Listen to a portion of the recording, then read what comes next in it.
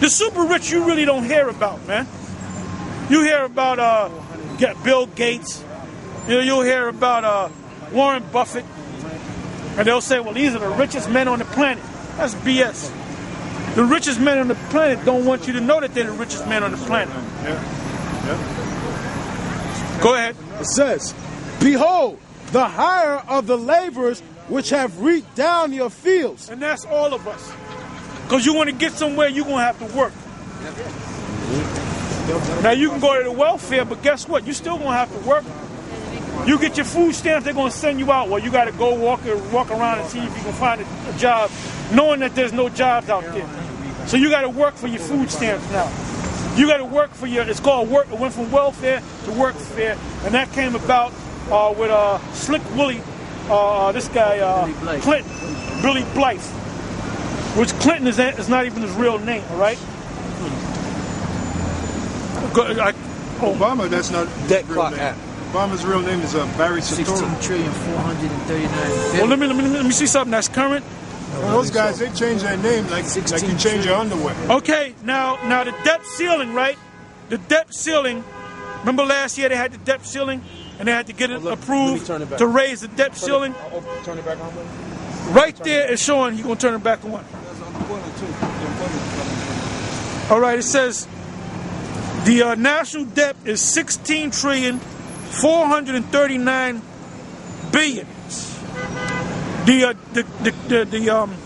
The debt ceiling, the ceiling was 16,399,000,000,000.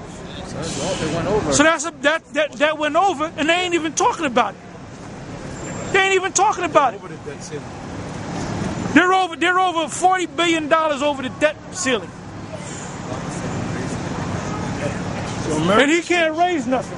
He said he was trying to raise it. He can't. No. He got to go before Congress. Congress can only give the approval that it can be raised. But in the last speech, he said he's not with the back and forth. He's not what he got to do, and that's that. He can't do that. He can't do that. They got to get the signed off by Congress. He has to go before Congress. But anyway, it's all bullshit any goddamn way. It's all bullshit. James 5 and 4. Behold, the hire of the laborers which have reaped down your fields. That's all of us. The ones that get out here and work. You got the TA. MTA. Right, the Transit Authority, right? They're keeping it. Basically, blacks and Puerto Ricans and some Italians are keeping this rail system working. Underground subway system and the bus system. And them white boys ain't doing a goddamn thing. Because if blacks, Puerto Ricans, Dominicans, and West Indians left the job, and they did that back in 2005 by a man by the name of Toussaint. And what happened? He shut the whole city down. That's right. He shut the whole city down, and they said they were going to get his ass, right? They locked his ass up in the tombs for 3 days. And he said, so what? They showed him on the news sitting back like he was in Tahiti some goddamn where. And then you don't hear about him no more. You know why? Because now he's working for the National Union. He got a promotion. So you got blacks and Puerto Ricans. You got if I got to call this guy, I'll have he worked for the transit. I can have him talk right over the phone and tell you, man. He said them fucking white boys on the job don't know how to fix shit. They don't know how to fix shit. And this guy, I'm not going to mention his name, he's getting ready to retire. And the boss is saying, look, when you go, man, this whole place is going to go down, man. Because them white boys don't know how to fix shit, man. They do everything by the book. Like I said, going back to 2005, when they had that strike, it shut the whole city down, man. Because I was working down here. I had a car, I was able to get around. If you had to rely on a bus or a train, you was in damn trouble, man. So they had Bloomberg by the balls. Trucks couldn't come into the city after 11 o'clock at that time, too. They had that ban on commercial vehicles being in Midtown up until 11 o'clock. I remember because I had to do deliveries out here. I couldn't get out here till 11 o'clock. And then Bruckner is all backed up, so I would come in another way. I would take what is that, Route 27 and go through East New York, and I would come that way up into Manhattan. Because coming the regular way, you'll never get in here. I remember. Well, basically, that's George Soros. That's a puppet master. He got his hand up Barack Obama's ass because Barack Obama's a puppet. He's a straight-up puppet. This guy was set up back in 2004, nobody even heard of this guy. All of a sudden, he became senator. There was no such thing as a black senator. You never heard of a black senator. This guy came from nowhere, became a senator, then he decided to run for president, and then he just became president. He didn't do nothing in 4 years, then he's back in office again. What does that mean, Jay? What does that mean? That means he's doing the will of the super elite. He's doing the will of the Rothschilds and the super elite. But and basically his wife is black. She's a puppet too. She's a puppet too. You think she don't know what's going on? She's on different boards. She's getting a salary of about half $500 million a year. She don't even sit on the board. She's on these different boards. She'll show her face, make a speech, and they'll give her $50,000. These people, this guy right here don't give a damn about black people. He don't give a damn about nobody but himself. His wife is the same way. And the reason why they put a black man up in there, because the majority of the people in America are blacks and Mexicans. So everybody's tired of the so-called white man. Romney proved that everybody's tired of the white man. They put a black man back in there. But they don't realize he got the super rich's hand right up in his ass. They're telling him what to do. Anyway, let's continue to read, brother. This is James 5 and 4. Brother. Behold, the hire of the laborers which have reaped down your fields, which is of you kept back by fraud, crieth. In other words, everything in this system is based upon fraud. The reason why your debt is so goddamn high, because the U.S. government doesn't go to the Treasury and say, look, we need X amount of dollars. It's the Federal Reserve Bank that goes to the Treasury and they get the money from them, then they lend it back to the U.S. government at interest. And then they make the money out of nowhere, out of thin air. So when you do that, that's why gas is $4 a gallon. That's why they were talking about milk is getting ready to be $8 a gallon. That's what they were talking about. Everything's going up. And in all these jobs, Barack Obama let the Mexicans come in here. They were all illegal, but he let them stay up in here. So for every Mexican that's in this country, that's a job that a black man could have. Okay? Bill Clinton, he set up a thing called the NAFTA, the North American Free Trade Agreement. You know what that was all about? Getting the Mexicans to come up here, getting American companies to go down to Mexico, go to China, like GM. Yeah, GM plants all over the place. The reason why you ain't got GM plants in Detroit, because they all went down to Mexico. And China, too. And China. Now, if you notice, Obama took a trip over there to Myanmar. Formerly it was known as Burma. Why did he take a trip over there?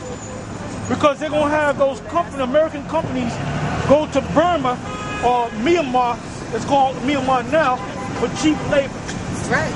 When you call your... bring those jobs to America. They're not going to bring them to America. America's done. America's done.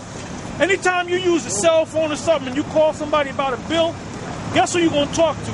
An East Indian, someone from South America, or someone from the Philippines. You ain't going to talk to an American. Fix your computer. You want to fix your computer, you get an East Indian from Bombay. And let me say this.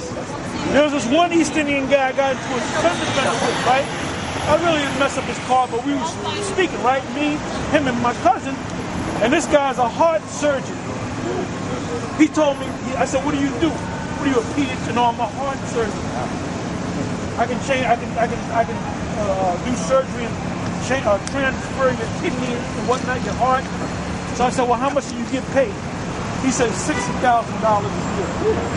I said, a heart surgeon's supposed to be getting like what? At least $250,000 to $300,000 a year. And he told me, he said, they train them out there in among the East Indians. They train them to be surgeons and all kind of technicians. Then they bring them over here for cheap labor. The guy's a heart surgeon, and he was driving around in a damn hoopty, man. A little bullshit car. God bless you guys. I got to run, but God bless you. Take care now. Go ahead, let's read on. James 5 and 4. Behold, the hire of the laborers which have reaped down. I went to this dentist, man. Go there, pretty much any dentist. So-called Jews run it, but a lot of them are East Indians, man. If you go to any hospital, who's gonna be your doctors most likely? East Indian. The head doctor is gonna be a white man. Go ahead. Good.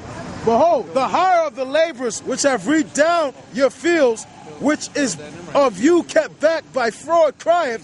Yeah, because this whole money system is not real money. That's why you lose jobs, and the money that you get can't buy what you could buy 10 years ago, 20 years ago. I remember the Mr. Softy ice cream trucks. I remember when I was a kid, 5, 6 years old. You know how much it cost for a Mr. Softy ice cream? A dime. How much does it cost now? $2.50. All right? Without the sprinkles. That's without the sprinkles. Yeah. I remember back in the 70s, you can buy a mid-sized car for $2,000. That same car is now $30,000. So where'd your money go? Yeah, they said in the last 10 years, gold quadrupled in price. It wasn't that the gold quadrupled in price, it's that the value of the dollar went down that much. That's why gold is so high now. So they'll say it quadrupled in price. If you invested back then, 10 years ago, you made 4 times the money that you invested into it. But really, that's not the case. The case is that the money that you use to get that gold devalued. So in the 10 years, that's how far the dollars has gone down. You had a thing called a gold standard. The reason why they got off the gold standard in the 30s, and then in the late mid-60s, they got off the silver standard, is because what? So they can put these fake-ass monopoly dollars in there, which can't buy shit. Now back when they had a gold standard, it was a $20 bill. Was it the buyer on demand? One gold ounce coin. So you can take a dollar note, go to the bank, and say I want an ounce of gold. Yep. And they give you an ounce of gold. You can't. The banks don't even have gold. You got to go to a gold dealer, and you better have like $1,700 to get that same piece of gold that you paid $20 for. That's why I mentioned gold, because that's real money. The Bible's telling you what real money is in the scriptures. Gold and silver. Read back up where it said gold and silver. This is verse 2. Your riches are corrupted, and your garments moth-eaten. Your gold and silver is cankered, and the rust of them shall be a witness against you. Yeah, that's the fraud. That whole Federal Reserve system is a big fraud. Yeah, that's why when they got together to put it together, they met in secret at a place called Jekyll Island.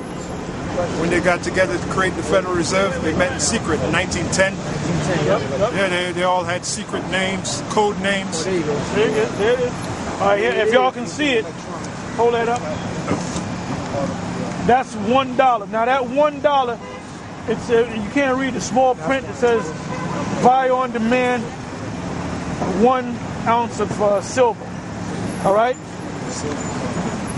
Because $1 will get you an ounce of silver. If you want to get an ounce of silver right now, it will cost you $30. Okay?